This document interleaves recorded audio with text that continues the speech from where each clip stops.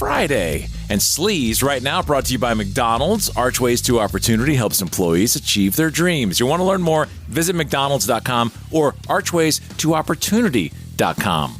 Something you and I both agreed on. We loved Your Friends and Neighbors with John Hamm, where he plays the suburban thief. Well, guess what? There's a new neighbor threatening to expose his secrets. Guess who's joining season 3? Who?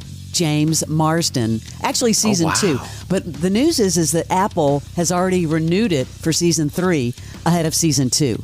Very interesting. But here's a peek at season 2. Life is better than it's been for a while. But in a town where perception is 9/10 of the law, you have to keep up appearances. You're finally feeling comfortable again. In control. Safe. Optimistic even. And that's generally when life will serve up a perfectly aimed kick in the crotch.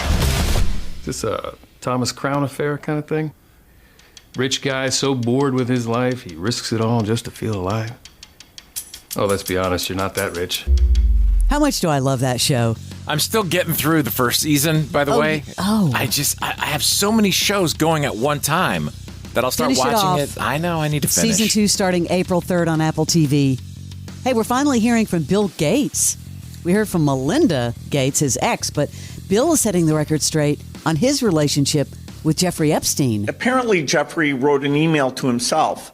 That email was never sent. The email is, false. So I don't know what his thinking was there. It just reminds me, every minute I spent with him, I regret and I, apologize that I did that.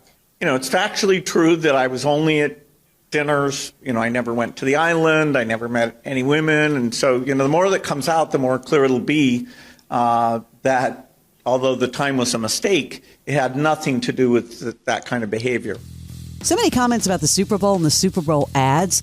But I saw we now have, I thought maybe Barnes created this, the first mainly AI-generated Super Bowl ad. I don't have it for you because there's really no speaking, but it's Svedka. Now it's robots and synthetic people.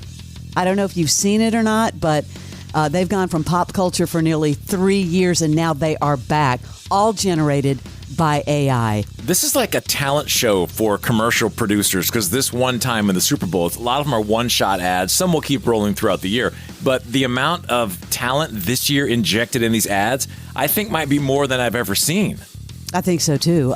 Do you have a favorite that's sticking out so far? So far, Shat. I mean, the Kellogg's, so far. That to me, that's the cleverest, best use of a talent. They should have an award show based on just these ads. I totally agree. Okay, here we go. This is so hysterical. Breaking Bad, the house from Breaking Bad, I mean, one of the most iconic shows ever. It's gone from 4 million to 400,000. Yeah, I heard about this because the zoning, this lady she was very mean. She would spray people with the water hose to try to come take pictures. Yeah, Joanna Padilla, she owned the property in New Mexico, but she was advised by an out-of-state agent, I guess, who specializes in celebrity homes. Like, oh my God, you're going to make so much money off of this. Sell it for, $4 million. Can you imagine? Well, guess what? You're dropping a zero. I mean, you go from 4 mil to 400,000. It's kind of embarrassing. I do love when celebrities make fun of themselves. And you don't really ever see Jeremy Allen White be funny, but here he is talking about a very embarrassing story. I will share an embarrassing story about going to Alinea. I went there before I shot the bear. I was 23 years old. I had no business being in a restaurant that nice. I was chugging champagne, and I would go out every 5 minutes for a cigarette. I was thinking, my God, this dinner is taking such a long time. Why is this dinner taking such a long time? It's 2 hours, 3 hours, 4 hours. Eventually, I'm coming in after my 12th cigarette of the night, and the hostess says, every time you go out for a cigarette, the whole kitchen is getting everything is getting screwed up. You're ruining not only your own dinner, but the dinner for every single guest here. You need to stop leaving this restaurant. That was a fun experience I had, or at least I learned something in a very great Chicago restaurant that I did not know how to appreciate. Man, that's a tough lesson to learn. You're blowing your badass smoke right back up in there. I never knew that. Hey, just around the corner, the trailer for Last Ride was released. This is another one from Spike Lee. The story takes place in the winter of 1982 and follows 3 American boys who find themselves trapped in a suspended cable car during a very rare celestial event. Hey, you speak English? It depends.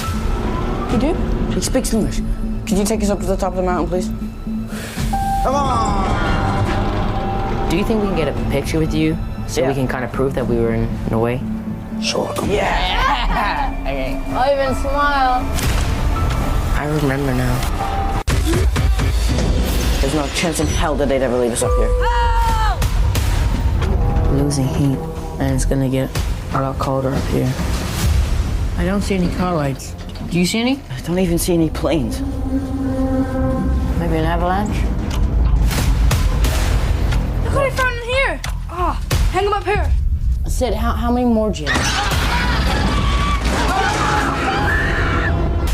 Have you ever been in one of those cable cars? Because I always think I'm going to get trapped just like that. I never feel like that, but that seems pretty scary, terrifying. It really does. Actually. Last Ride, released February 20th from Spike Lee. That is your celebrity sleaze. This isn't your average podcast. This is one of the most, if not the most controversial podcasts. This is Full Send. Do you like party ever? I think Post Malone told me once he went to like one of your parties. What was the biggest after party you guys ever did? We had one with you guys. I know, That was lit.